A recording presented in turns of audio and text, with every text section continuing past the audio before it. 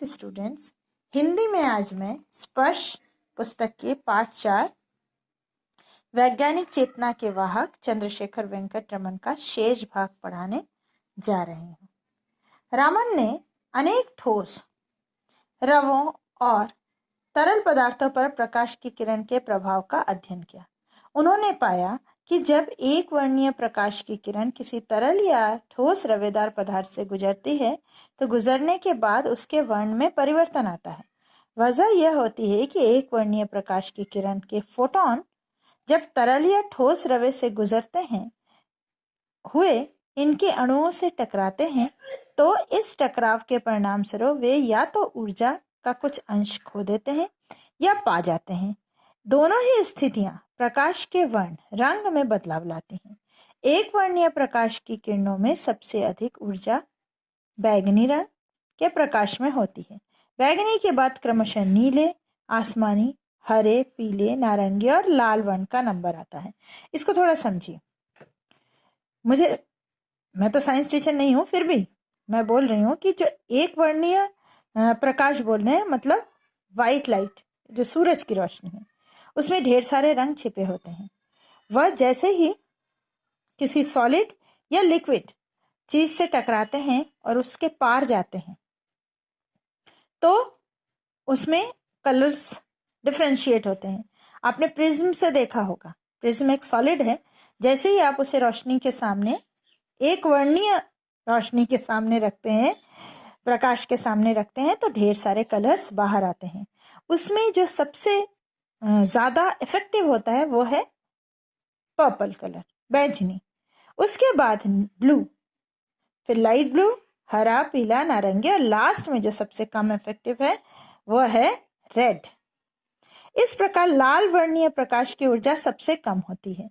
एक वर्णीय प्रकाश तरल या ठोस द्रवों से गुजरते हुए जिस परिमाण में ऊर्जा खोता या पाता है उसी हिसाब से उसका वर्ण परिवर्तित हो जाता है। रमन की खोज भौतिकी के क्षेत्र में एक क्रांति के समान थी। इसका पहला परिणाम तो यह हुआ कि प्रकाश की प्रकृति के बारे में आइंस्टाइन के विचारों का प्रायोगिक प्रमाण मिल गया। आइंस्टाइन ने जो कहा था उसका प्रैक्टिकल एग्जाम्पल मिल गया। आइंस्टाइन के पूर्ववर्ती वैज्ञानिक प्रकाश को तरंग के रूप में मानते थे, मगर आइंस्टाइन ने बताया कि प्रकाश अति सूक्ष्म कणों की तीव्र धारा है। छोटे छोटे कण से प्रकाश बनता है जिसको फोटॉन कहते हैं। अति सूक्ष्म कणों की तुलना आइंस्टाइन ने बुलेट से की और इन्हें फोटॉन नाम दिया। रमन के प्रयोगों ने आइंस्टाइन की धारणा का प्रत्यक्ष प्रमाण दे दिया, क्योंकि एक वर्णीय प्रकाश के वर्ण में परिवर्तन यह साफ तौर पर प्रमाणित करता है कि प्रकाश की किरण तीव्रगामी सूक्ष्म कणों के प्रवाह के रूप में व्यवहार करती है।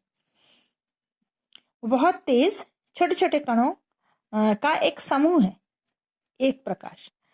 रमन की खोज की वजह से पदार्थों के अणुओं और परमाणुओं के आंतरिक संरचना का अध्ययन सहज हो गया। पहले इस काम के लिए इंफ्रारेड स्पेक्ट्रोस्कोपी का सहारा लिया जाता था। यह मुश्किल तकनीक है और गलतियों की संभावना बहुत अधिक रहती है। रमन की खोज के बाद पदार्थों की आणविक और परमाणविक संरचना के अध्ययन के लिए रामन स्पेक्ट्रोस्कोपी का सहारा लिया जाने लगा। यह तकनीक एक वर्णीय प्रकाश के वर्ण में परिवर्तन के आधार पर पदार्थों के अणुओं और परमाणुओं की संरचना की सटीक जानकारी देती है।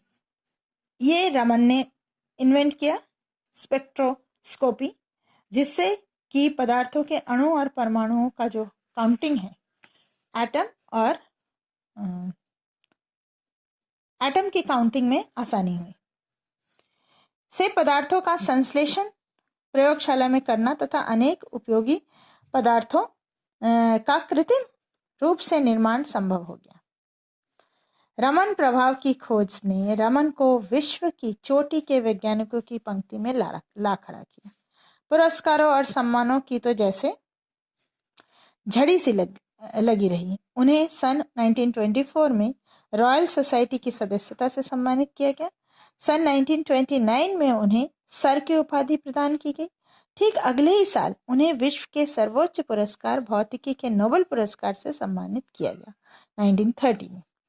उन्हें और भी कई पुरस्कार मिले, जैसे रोम का मेत्स्यूसी पदक, रॉयल सोसाइटी का ह्यूज पदक, फिलाडेल्फिया इंस्टीट्यूट का फ्रैंकलिन पदक, सोवियत रूस का अंतर्राष्ट्रीय लेनिन पुरस्कार आदि। सन 1954 में रमन को देश का सर्वोच्च सम्मान भारत रत्न से सम्मानित किया गया। वे नोबेल पुरस्कार पाने वाले पहले वैज्ञानिक थे। उनके बाद यह पुरस्कार भारतीय नागरिकता वाले किसी अन्य वैज्ञानिक को अभी तक नहीं मिला। उन्हें अधिकांश सम्मान उस दौर में मिले जब भारत अंग्रेजों के गुलाम था। उन्हें मिलने वाले सम्मानों ने भारत को एक नया आत्मसम्मान और आत्मविश्वास दिया। ये बात है, अंग्रेजों की गुलामी के टाइम जब रमन को ये नोबेल प्राइजेस मिले और इतने प्राइजेस मिले, तो हमारे देश के जो भारतीय थे उनमें एक आत्मविश्वास और आत्मसम्मान की भावना भी जागृत हुई कि हम भी कुछ कर सकते हैं, क्योंकि अंग्रेजों के ज़माने में हमें अनपढ़ और इस तरीके की भावनाओं से नवाजा जाता था, बातों से नवाजा जाता था कि इंडियंस कुछ कर नहीं पाते, ज़्यादा पढ़े लिखे नहीं होते, इस टाइप से।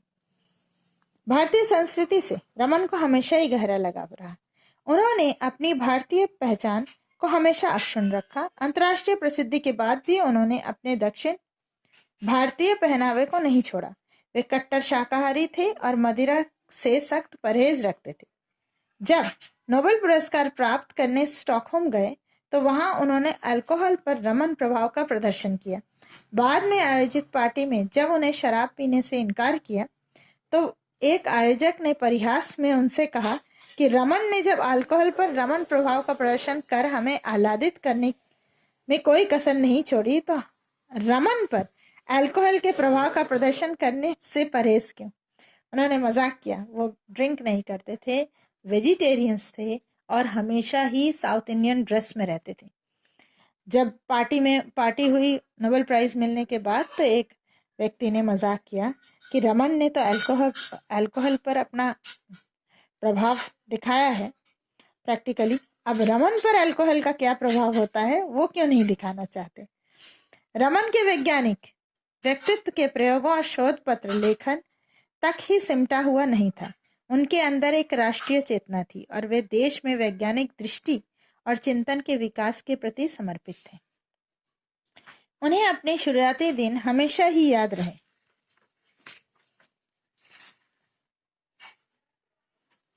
जब उन्हें ढंग की प्रयोगशाला और उपकरणों के अभाव में काफी संघर्ष करना पड़ा था, इसलिए उन्होंने एक अत्यंत उन्नत